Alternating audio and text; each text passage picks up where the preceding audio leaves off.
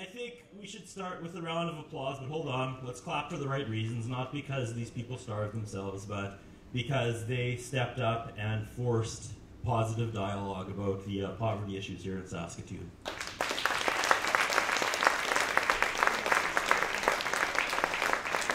You got to really ride that line of, trying not to be insensitive, because again, these people had that finish line after 7 days, and as we all know, a lot of people don't.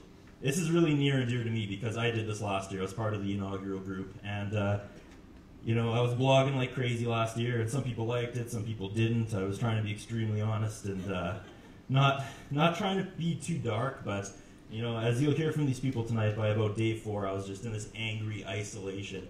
And actually, I was reading Heather Morrison's blog last night, and I kind of remembered something I didn't purposely write last year, just because at about day 4, people were accusing me of just being overly dramatic, and it's not that bad. So I remember kind of snapping at my son, who was 5 at the time, and I think he was just being 5 and like trying to tug on my arm, and and I just couldn't handle it at the time, and I snapped at him, and then I got down and I apologized to him. I said, "I'm sorry, this will all be over in 3 days." And that was kind of the exact moment it hit me, because not everyone gets to say it'll be over in 3 days. And that was kind of just the turnaround moment for me, where I was like, we have to force change. We have to do something.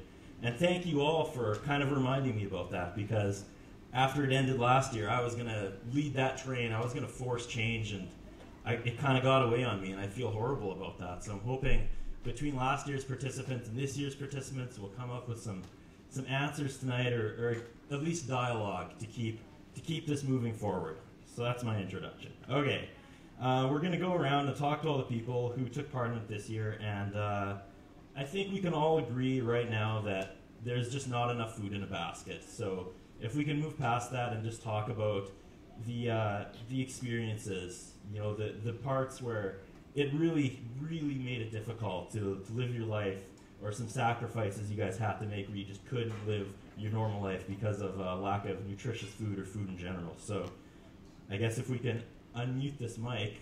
Anybody want to go first? I have some friends in the media. They're used to talking. Anybody?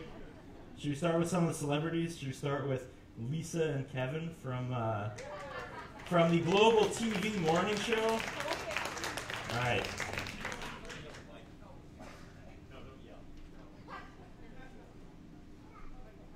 Yeah, sure. Okay. Well, actually, you know what? Can I?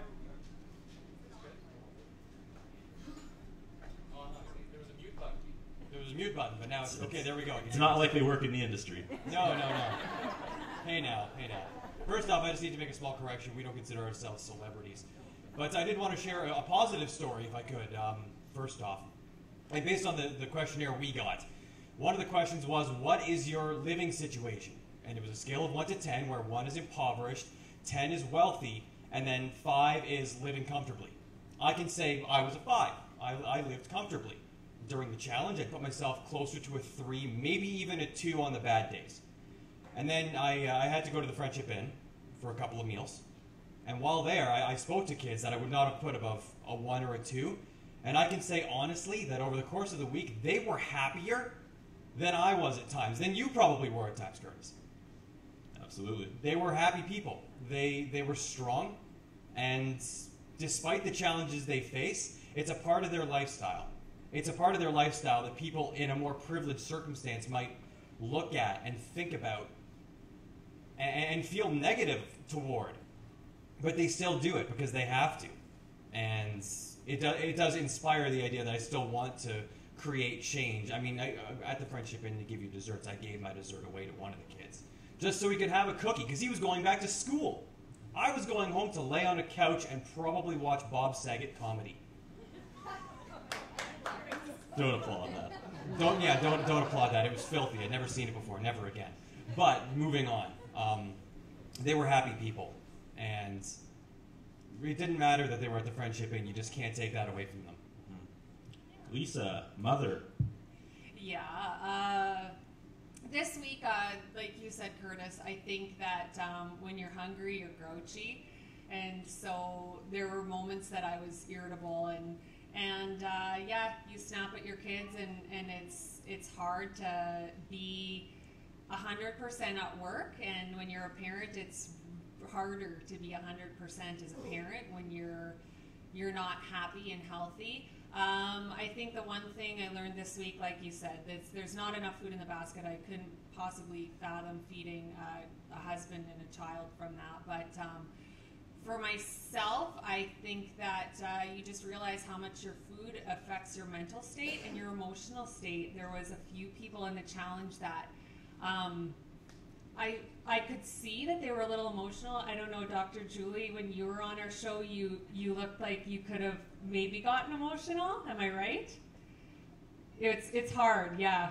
Yeah, we all kind of, I think, hit that point, and maybe it's a little bit emotional out of frustration or just that you're just not nourished and you're just not thinking properly. But even when we were at the Friendship Inn today, there was a couple of us working who kind of left there, and I know our reporter even got emotional just because we're not used to seeing it on a daily basis. I cry like 24 times a day at commercials, but seeing the kids file in there was disturbing. Thinking to myself that there probably should have been a lot more kids there was also something that I took home after.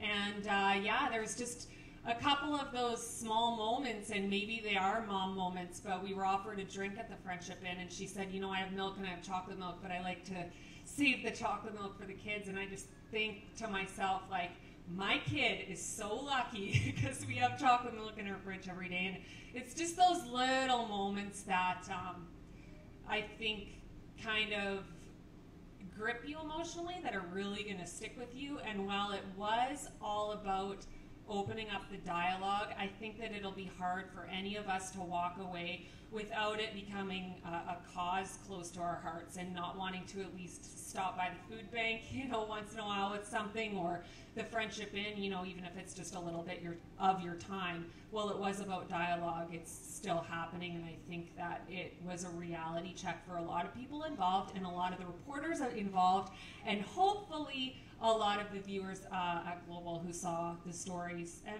our experiences. Thank you. Thank you so much, you guys.